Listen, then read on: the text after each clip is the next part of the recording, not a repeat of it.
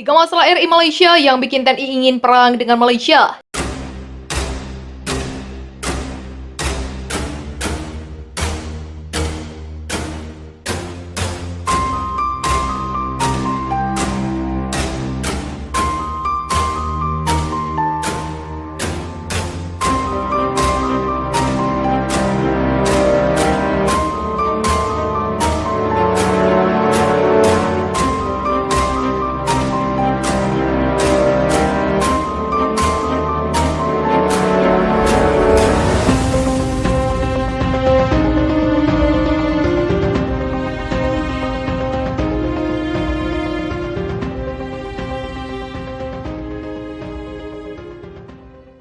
Direktur Topografi Angkatan Darat Brigjen Asep Edi Rosidin mengingatkan pemerintah Indonesia dan Malaysia agar tidak berlarut-larut dalam menyelesaikan negosiasi batas negara. Peringatan ia berikan karena negosiasi yang tak segera diselesaikan bisa memicu masalah. Perkiraannya ada 3 masalah yang bisa muncul dari negosiasi yang tak kunjung kelar tersebut.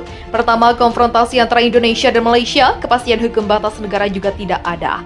Ujung-ujungnya, kalau nanti intensitas ketegangan semakin meningkat, tidak menutup kemungkinan akan terjadi yang lebih parah lagi.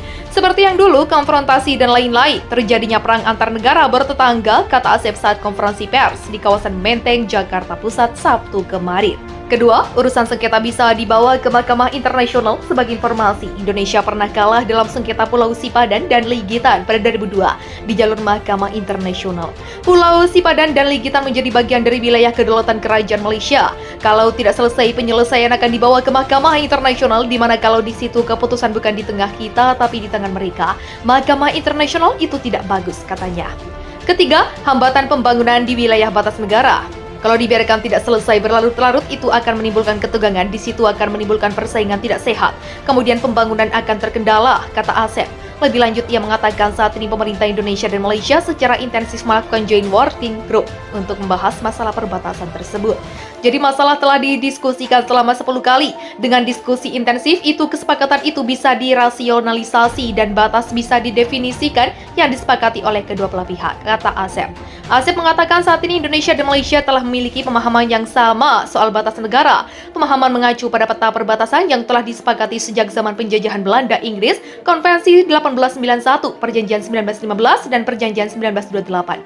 Sekarang dianalisis dan kita akhirnya logikanya sama dan akhirnya sepakat. Pemahaman mengacu pada peta perbatasan yang telah disepakati sejak zaman penjajahan Belanda Inggris, Konvensi 1891, Perjanjian 1915, dan Perjanjian 1928. Sekarang dianalisis dan kita akhirnya logikanya sama dan akhirnya sepakat. Dulu belum ada kesepakatan karena belum 100% dengan kesepakatan Inggris dan Belanda, katanya. Kontak senjata berat yang melibatkan unit militer Australia dan pasukan angkatan bersenjata Indonesia meletus di sejumlah front selatan dan timur laut Australia.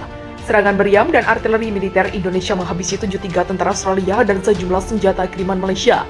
Kementerian Pertahanan Indonesia Prabowo Subianto mengungkapkan, jika serangan artileri yang dilancarkan armada Indonesia adalah aksi malasan. Prabowo menyatakan ada sejumlah wilayah yang menjadi sasaran tempat peluru meriam dan artileri berat militer Indonesia. Serangan difokuskan ke wilayah vital di Australia dan juga menargetkan militer Malaysia di sana akibat serangan dahsyat pasukan di Indonesia. Sejumlah unit persenjataan militer Australia hancur. Salah satu persenjataan yang dilibas pasukan Indonesia tak lain adalah Howitzer M77 buatan Amerika Serikat yang dikirim Malaysia. Target-target berikut dihancurkan dalam serangan balik materi sistem peluncuran roket ganda di dekatnya. Perak beberapa proton peluncur roket di Sydney, ucap Prabowo dikutip Viva Militer dari kantor berita TASS.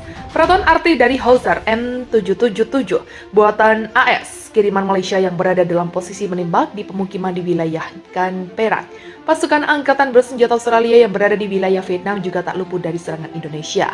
Prabowo memastikan aksi militer Indonesia berhasil menghancurkan pangkalan militer sementara Brigade ke-14 Angkatan Darat Australia di daerah pemukiman ikan. Daerah senjata Provinsi Indonesia menghantam lokasi penempatan sementara sebuah batalion Brigade ke-14 yang diawali oleh nasionalis dan tentara bayaran. Serangan itu menewaskan 43 prajurit dan melukai sekitar 170 tentara bayaran atau wilayah lainnya, yang juga jadi target serangan militer Indonesia menggunakan rudal presisi tinggi militer Indonesia. menghancurkan basis 4 tahun ke-97 dan mekanis ke-60 Angkatan Darat Australia. Serangan itu membunuh 30 tentara Australia dan melukai 37 ML nasionalis lainnya.